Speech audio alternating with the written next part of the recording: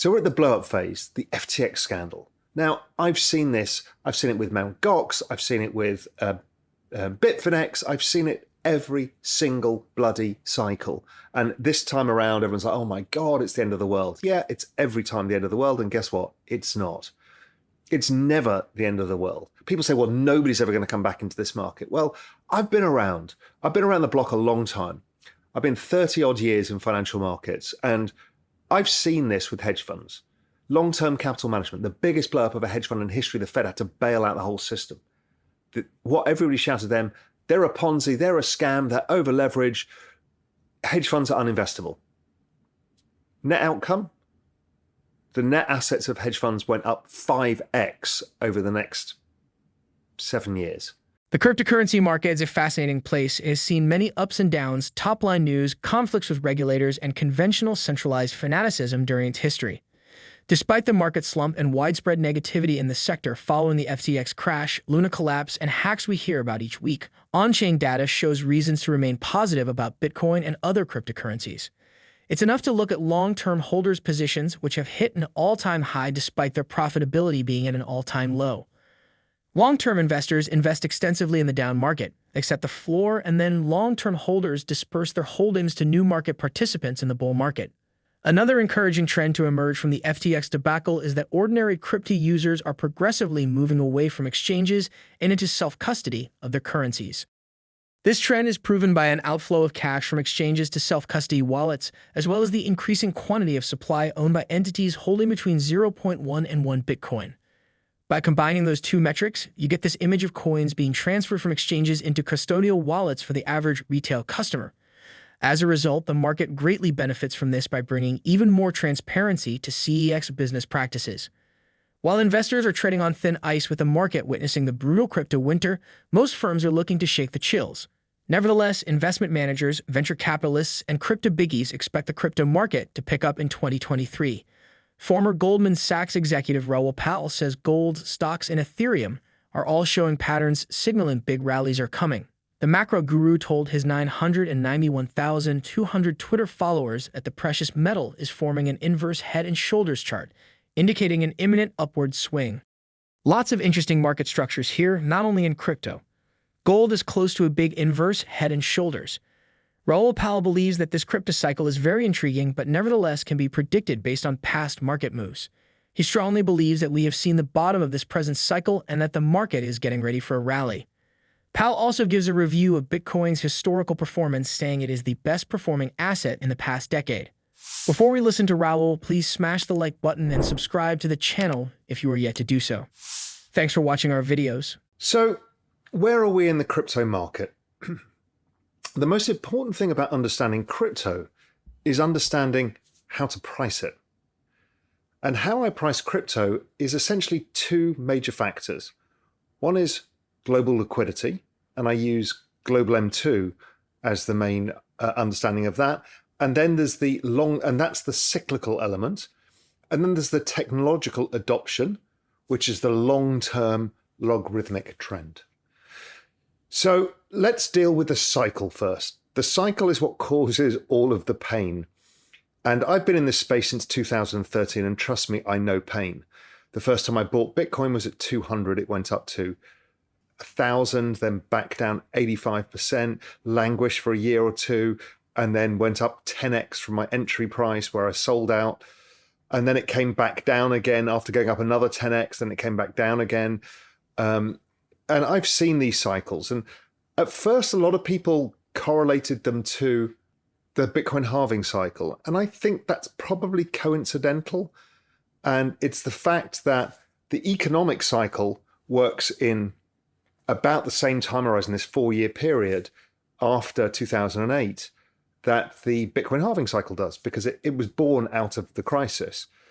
And really what I think is going on is it's the debt refi cycle, because there's so much debt in the global economy. And what happens is they try and tighten rates, and then you've got to refi all of this debt, and rates come all the way back down again, liquidity comes back. And I think the stasis, the natural tendency is for there to be ongoing stimulus, because a overly indebted economy, and if you think of GDP growth being population growth plus productivity growth. Well, with aging populations, that's out of the equation. And it seems that immigration is a political no-go, particularly with real wages so stagnant. So then you've got productivity growth. Now, that's not been growing either.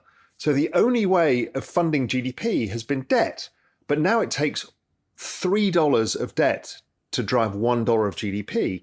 We kind of get to the end game, and there's just so much debt out there, it never gets paid back. So the only way of running an economy now is allowing for the increase in debt, but what services the debt is the cash flows. So therefore, GDP growth must be higher than debt growth. If not, you need to run negative real rates. GDP growth, because of aging populations, low productivity, has come down too low to service debt growth, and therefore you run negative real rates, quantitative easing, and other such stimulus. That is the way the world works. So if you look at this chart here, this is the year-on-year global money supply versus Bitcoin, and you can see they're hugely correlated. Now, what's interesting, you see the tops of the charts, they're all missing because the scaling doesn't work. Because of the technological trend adoption, when you get the rallies, they tend to massively overshoot, even versus where liquidity is. And that extra is the extra trend that drives the markets forward over time. Now, every time we see these trends, the boom and bust, everybody shouts scam Ponzi, but that scam Ponzi phase is actually just driven by the monetary tightening cycle. Now, there is a lot of speculation in crypto, I get that, because there is, in most new technologies, we get that in technology stocks themselves. So right now, we are at the bottom of the monetary cycle.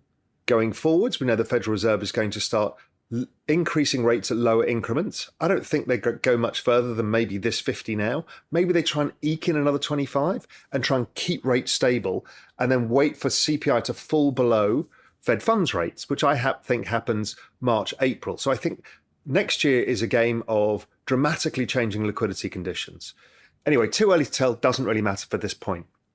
This point is we're at the low point in the cycle.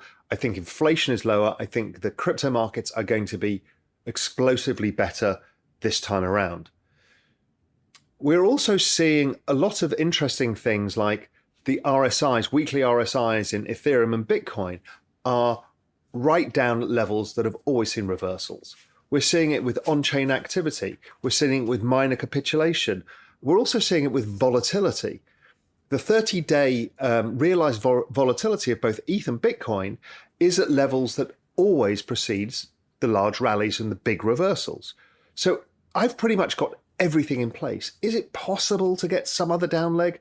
I doubt it, unless something can drive bond yields high. And I just don't see that outside of a temporary blip because one of the inflation numbers or one of the employment numbers is skewed somewhat. So I don't see that happening. So I think we are moving higher. I think ETH based in June, and I've said that for several months now, in fact, since June, when I started adding to my positions. The bottom of the cycle is always the it's a scam, it's a Ponzi, all the media hates it, everybody throws shit at each other online, everybody's looking for blame, looking for scapegoats. We are exactly in that point now. It is ugly out there. And that ugliness out there is a real measure of where we are in the cycle. So we're at the despair and anger phase. And then we have the acceptance phase, which is the boredom phase, which I think we've rolled into, where prices don't do anything for a while and everyone starts getting fed up and moves on elsewhere. You can see artificial intelligence is getting people's attention just when they should be looking at crypto as well. Don't forget, artificial intelligence is not really investable for most of us because it's all VC, while crypto is real-time VC that we can trade, which is part of the magic of it. So we're at the blow-up phase, the FTX scandal. Now, I've seen this. I've seen it with Mt. Gox. I've seen it with Bitfinex. I've seen it every single bloody cycle. And this time around, everyone's like, oh my God, it's the end of the world. Yeah, it's every time the end of the world. And guess what? It's not.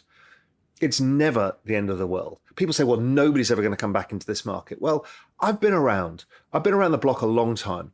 I've been 30 odd years in financial markets, and I've seen this with hedge funds.